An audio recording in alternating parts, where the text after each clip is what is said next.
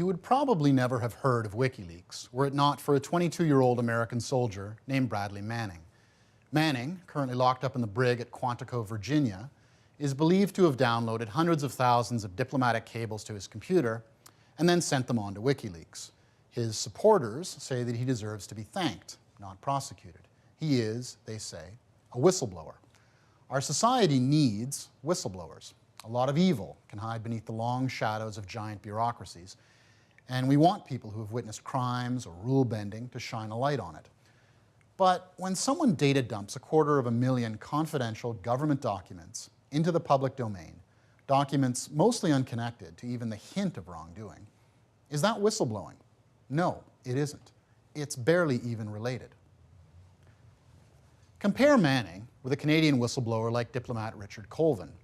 Colvin repeatedly told his superiors of his concerns about the use of torture by Afghan police.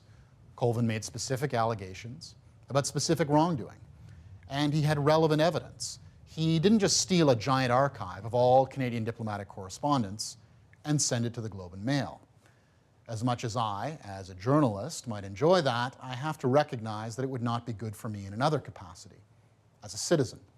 There's no way the laws of any country, no matter how open or democratic, can look kindly on what Manning did. If every one of the hundreds of thousands of Canadians working in the federal or provincial bureaucracy felt entitled to make public whatever confidential documents they could get their hands on, whenever they felt like it, government would become impossible. The Manning approach, taken to its logical conclusion, offers not transparency, but chaos. But we do need a way for people in government, insiders with knowledge of what's going on behind the curtain, to raise an alarm when they believe that the public trust is being abused. Ontario has whistleblower legislation, and so does the federal government. So, how's that working out? Well, over the past 3 years, at the federal level, 170 whistleblowers have come forward.